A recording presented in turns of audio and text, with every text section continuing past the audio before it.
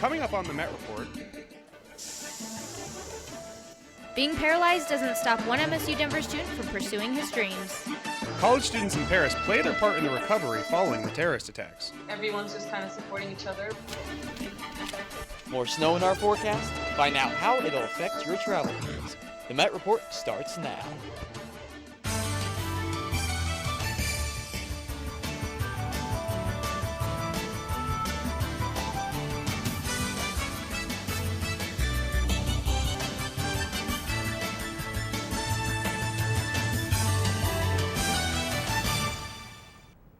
Welcome to this week's edition of the Met Report. I'm Anthony Rodriguez. And I'm Randa McCotchkins.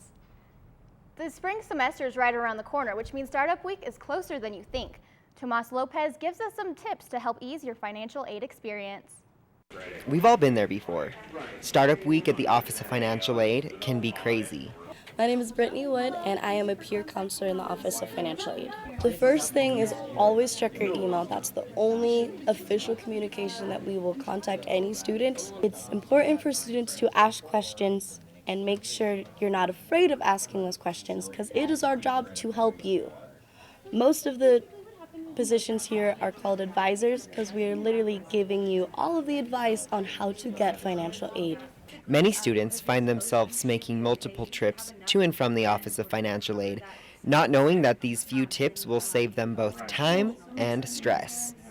Some things that students need to realize is that the Office of Financial Aid is literally the middleman between the government and the student. We physically do not have any money. We just use the FAFSA to determine what money the student qualifies for and to request that money from the government. Another good important thing is to make sure that you always do your FAFSA early on. It's always available January 1st of every year, and as soon as you get that done, it comes into our office about 2 to 3 weeks later. Office of Financial Aid is located in the Student Success Building off of 890 Auraria Parkway. We're office number 6, and our office hours are Monday through Thursday, 8 to 5:30. With the Met Report, Tomas Lopez. Governor John Hickenlooper has revealed the new budget plan for 2016, which could result in an increase in tuition. The budget is proposing a $20 million reduction from what is currently allocated for higher education. This translates to an average increase of 8.7% for tuition statewide. Colleges and universities are expected to generate $76 million from tuition and student fees. The Student Government Association is hosting a Thanksgiving basket drive for the MSU Denver Food Bank. Students can help by donating non-perishables at the SGA office in Tivoli 307. The food bank is open for eligible students. For more information or to register, visit the Dean of Students page on msudenver.edu or visit them in person inside Ziggy's Pool Hall. Being paralyzed may limit what someone can do, but one MSU Denver student isn't letting his condition get in the way of his dreams. Julian is a guy, a regular guy, with a brain that works just fine and a body that doesn't. This is my third semester at Nassau. When Julian was 8 months old, he developed a rare form of spinal muscular atrophy, paralyzing him. He requires 24-hour care with the help of a feeding tube and ventilator. His nurse Robert travels with Julian and tends to his medical needs. Robert gives him massages to keep his body moving. Because he's unable to swallow, he uses a vacuum to clear his throat. Julian is in the individual degree program at MSU. Well, most means I contribute to society by music or sports. That's something that I love to do. I think seeing Julian get excited and change and progress and make his life better on his own is what thrills me every day. And it's what makes me want to come to work. After meeting a guy like Julian, you'll get to learn his crass sense of humor pretty quickly. Crass as it may be, it is his sense of humor. It's a little bit twisted. A little twisted, that's right, Julian. For the Met Report, Belen Ward. With the threat of terror activity on the rise, aerospace professionals have to adapt security protocols to prepare for new security threats. Professor Jeffrey Price says the aerospace program at MSU Denver keeps a close relationship with the industry to bring the latest industry updates to the classroom. Price is the co-author of the aviation security textbook, Practical Aviation, which he says has become an industry standard across the country. It's evolution. Just as the terrorist organizations and the criminals will evolve to evade the existing security protections, the law enforcement, TSA, FBI, military, we have to evolve with that. With a spike in campus crime across the country, the Auraria Police Department is adding new technology to help students feel secure on campus. The organization Text a Tip To came to campus and is located in the administration building. The Auraria campus is the first program to do it with no cost. We've seen great results. It's been very, very useful for us. So from the first day we told people that we had it, people started using it, and we probably get at least one text a tip a day, maybe more. And many of them have resulted in us interrupting criminal activity. With such results, the Met Report went around asking students about their thoughts on Text a Tip To. I think it's convenient, it's like you never know the situation, if there's an attacker in the room or something, the last thing you want to do is be talking on the phone. Text a Tip doesn't only accept text messages, but pictures are welcome too. We've had people text us and report suspicious activity in restrooms where people were shooting up heroin. And so we've interrupted that at least half a dozen times. We've had people report suspicious things going on at the light rail stations. The first cases we had was a stalking case where the victim of the stalking and her friend were able to use Text a Tip. They were even able to send us a photograph of the person. So we used that photograph and the location it was taken from to jump on the cameras that we have here on campus, go back and look at the recordings. We were able to see the person, and then we could follow them backwards all the way back to a cash register purchase they made with a credit card. We learned their name and were in contact with them shortly thereafter the next morning. For the Met Report, Andrea Herrera. Well, Miranda, you heard the students there. That Text a Tip is incredibly useful and convenient. Yeah, I agree. I think it's a great platform for students to use to let the police know when they're not feeling safe. Yeah, absolutely. Well, it's been a little chilly here in the Mile High. Here's our Josh Cozart to let us know if that trend will continue. Actually, we're seeing our warmest temperatures of the day right now with a high of 44 degrees. Partly sunny skies out there for us, but the wind is going to be the biggest story today, and it's going to last into the evening hours. 43 degrees by the 1 o'clock period, and then the cold front swings through, and that's going to drop our temperatures down to 25 degrees by the 9 o'clock period. And I would not be surprised if we saw some snow flurries right around the 3 o'clock period or so. Some places might even see up to an inch of snow with this upcoming system. For our averages, our high temperature usually about 50 degrees, low 22, so we're a little under that this week, but we have been relatively warm over the past few months. 8.7 inches is our average snow amounts that we see for the month of November. And then we do have a winter weather advisory for most of the high country this afternoon, and it's going to be expiring right around the 6 o'clock period. Right in the Indian Peaks region, we will see 4 to 12 inches of snow as you take a route on I-70, 8 to 14 inches up there. So if you are traveling up in the mountains, make sure that you are prepared for the snow. I'll have all my detailed forecasts coming up in just a few minutes. Thanks, Josh. Coming up, participating in the color run may put your health at risk. Another retailer decides to keep their doors closed on Black Friday. And in sports, women's volleyball seek revenge against a team they had lost to twice this season. Our MAC tournament highlights you don't want to miss. We'll be right back.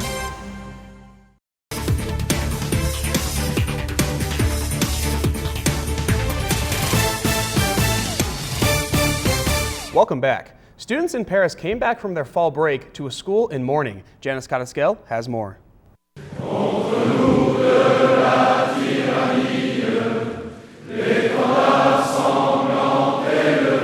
From the French Congress to the memorials scattered across Paris, the City of Light mourns its victims from last week's Islamic State attacks.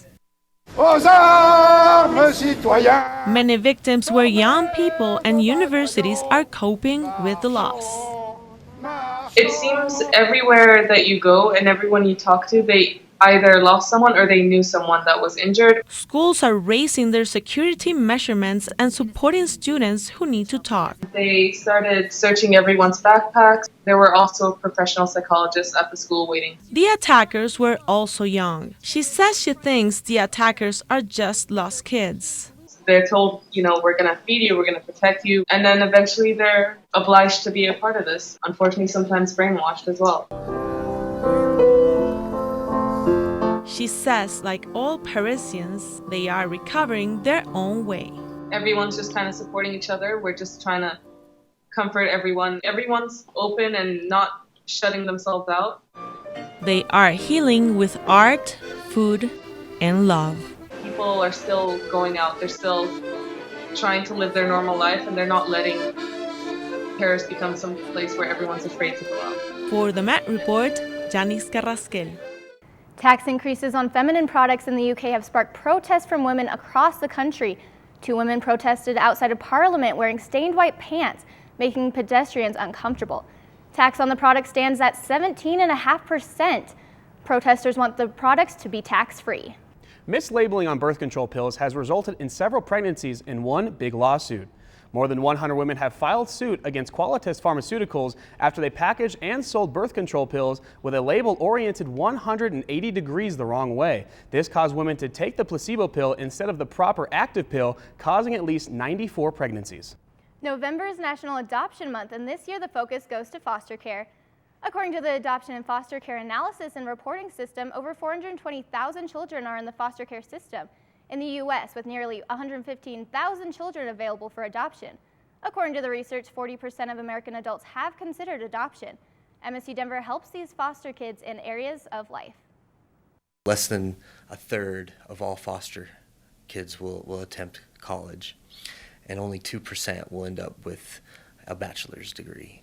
So we try to provide that support, whether it's food, access to money, housing, anything we can do that will make their life easier. Black Friday is generally one of the largest retail days of the year, which is why it was quite a shock when the retailer REI announced that they will not open for Black Friday this year. The outdoor retailer has launched a campaign to convince people to go spend time outside this Black Friday instead of rushing to the stores. In addition, REI has announced that they will not be processing any online orders on Black Friday. REI joins a list of other retail giants pledging to stay closed on Thanksgiving. The Westin at DIA opened its doors for the first time yesterday. The sleek designed hotel that resembles open wings offers over 500 rooms, 2 restaurants, a spa, and a transit terminal. The commuter rail will pass through the hotel starting spring 2016. In addition, it is the first hotel to be built directly attached to the airport. The happiest 5K on the planet has ignited in popularity in recent years.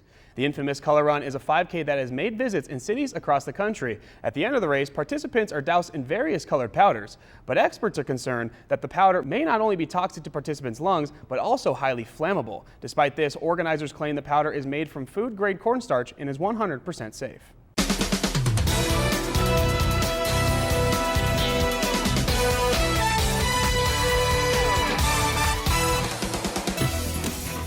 Tonight's going to be a really chilly one, so if you're heading out, be sure to grab the heavy coat, the gloves, the scarves. You're going to need it, especially after the midnight hours, because clouds are going to start to clear out and our temperature is going to drop down to about 13 degrees. And we're going to have calm winds as well, so that's really going to make things really chilly out there.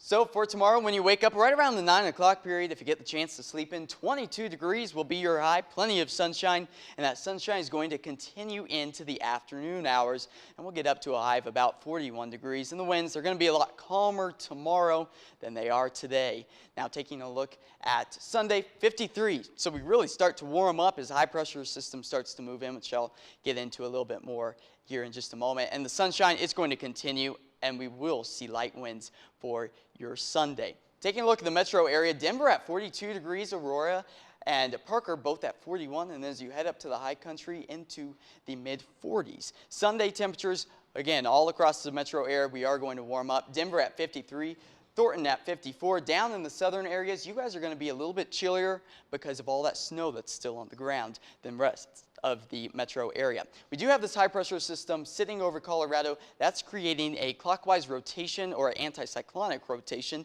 That's what's going to start to kind of fire up those snow showers up in the high country. Then we also have this low pressure system turning over the St. Louis area So if you're traveling out there for Thanksgiving, you are going to see a little bit of snow in the Chicago, Des Moines area, and Memphis. You will see some rain as well for your Saturday. Sunday, though, that high pressure system really intensifies. It shifts down to the south. That cold front moves its way out of here, and that the high pressure system's going to bring in a lot of cold air for us for our weekend. Monday, though, for the Denver metro area, a nice 56 degrees. Tuesday at 57, and the sunshine continues all the way to Wednesday. And then Thursday, Thanksgiving, a chilly 35 degrees and a low of 9. Friday's low is looking pretty chilly as well, with a chance for some snow. Speaking of snow, down south we saw quite a bit. This is actually from our director, Douglas Coulter. He had to bury himself out to get here today, and really all across the metro area, south of the Denver area, saw a lot of snow this past week. And some of us up north didn't quite see as much. But if you do have an amazing photo you'd like to share, send it via Facebook, Twitter, or Instagram. We would absolutely love to see and share those photos. Guys, I only saw about an inch at my house. I live up north, but down south, boy, they were hammered. Well, as you noted, there's been such a huge difference in snowfall. Why's been that for that difference? Really, the difference is because the Palmer Divides, it's just south of Denver, and the upslope event was more to the south than it was to the Rocky Mountains. Interesting, gotcha. All right, well, coming up next, EMET.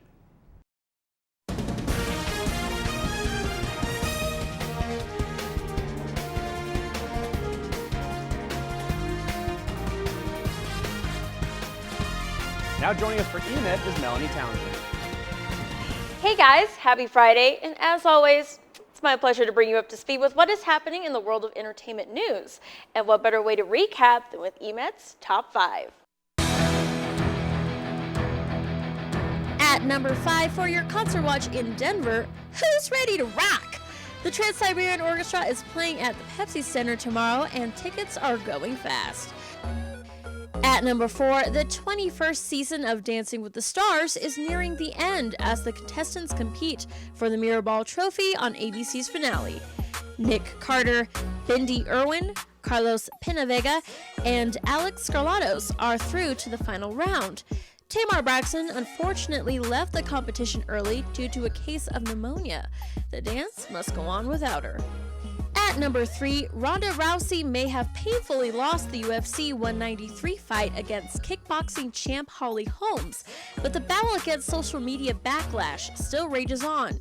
People have called Rousey out, saying that's what she gets for not bumping gloves and being humble. Yet, she still gathers support from friends such as Floyd Mayweather, who said, quote, "I don't think it's cool how everyone is trolling her on social media. I'm pretty sure she's a very, very strong person, but we still have to take into consideration that she has feelings." At number 2, a shocking confession from the Warlock himself.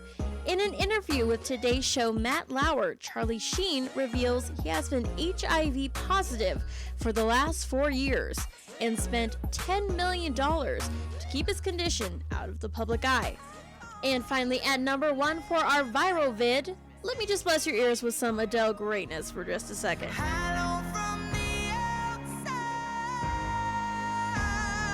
The superbly soulful British singer's new hit single, Hello, has become a chart topper with over 400 million hits on YouTube alone. The song has already been turned into hilarious parodies and covered by other artists such as Demi Lovato. Okay, Adele, we get it. You're amazing, and your voice sounds like a combination of Fergie and Jesus. But give me a song that doesn't pluck on my heartstrings so much, okay? Well, besides sobbing on your couch and listening to Adele songs this weekend, here's what else you could do. I'll give you a few hints. 1, it's local.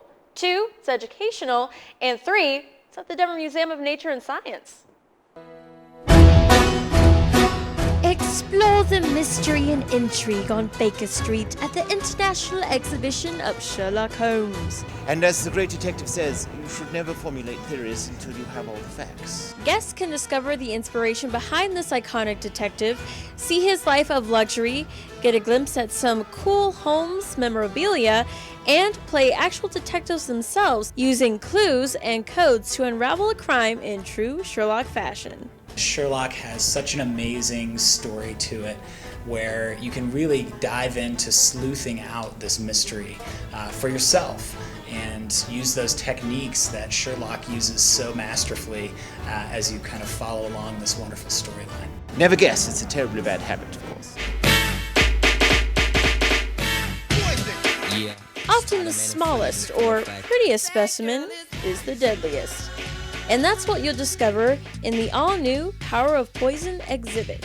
And this is a wonderful place to work. This museum is extraordinary because you come in here and it's like going into a different land. Everybody is curious and everybody is helpful and everybody is open to, asking and answering questions, and it's a magnificent place to be.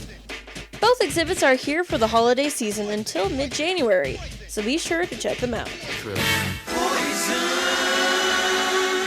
I'm with Carol. Those exhibits were amazing. And the best part, they were inside where it was nice and warm. Can I get an amen? Well, guys, I did my part. I gave you some ideas as to what to do with your weekend fun, but I know for sure what I'm going to be doing, and that's heading down to my local theater and checking out this exciting new must-see.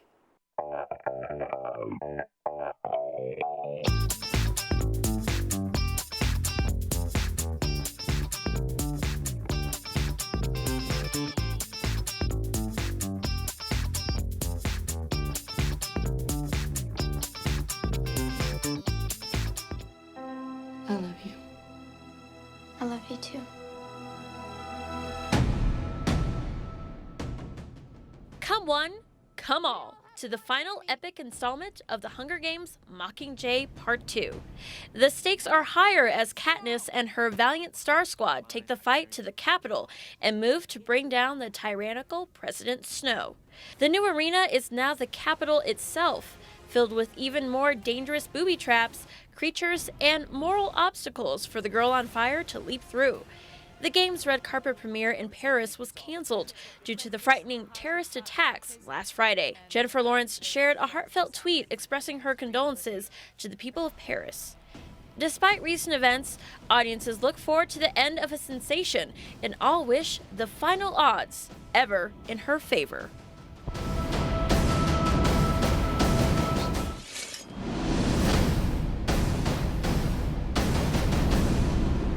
For this next must-see, this is worth it, watch her work it. She puts her thing down, flips it, and reverses it in an all-new music video. Missy Elliott is back and looking fierce, releasing a new single featuring Pharrell called WTF. And no, not that WTF. It stands for Where They From. Give a listen.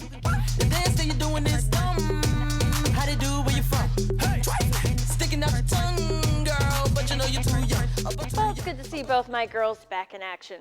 Thank you for watching EMED, and don't go away, because sports is next.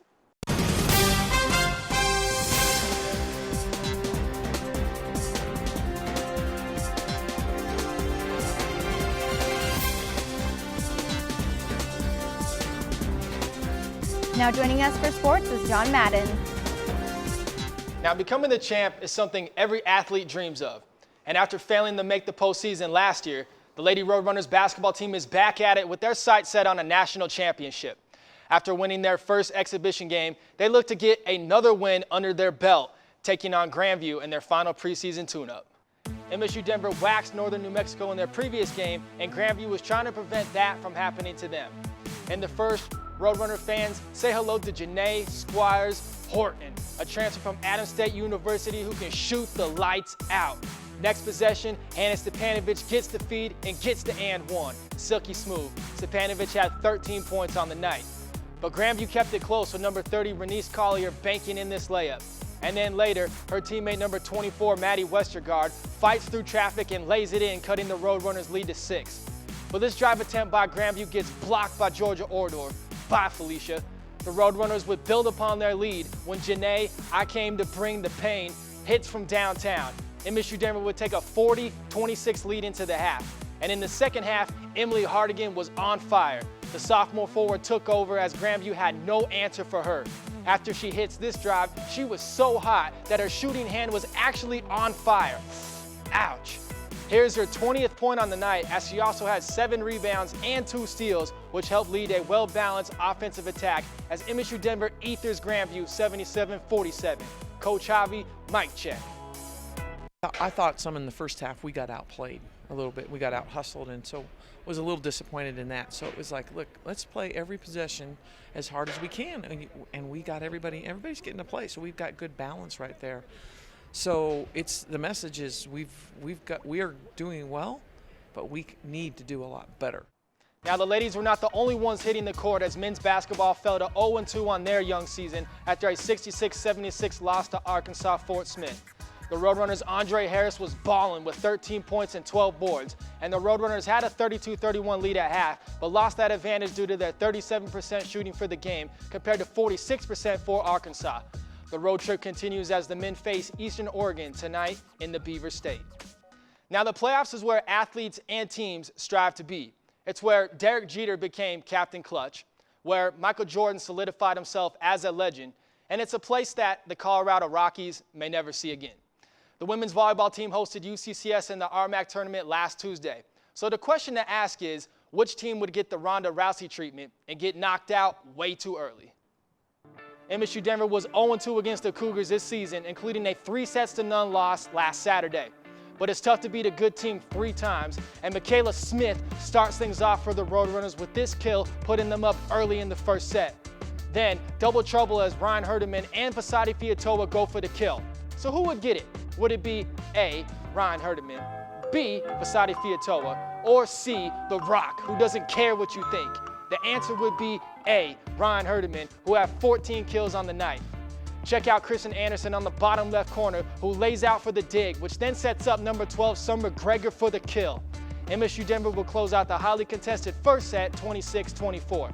But UCCS came to party too, and with this kill, they would rally to take the second set, 25-23. So now the third set. Summer Gregor was back at it. She was schooling cats all night with her 18 kills.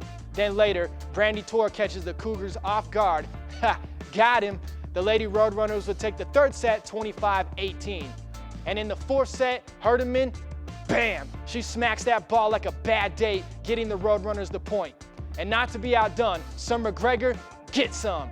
MSU Denver gets the victory 3-1 and moves on to the second round of the RMAC tourney. Whew! Coach Hendricks, how you feeling?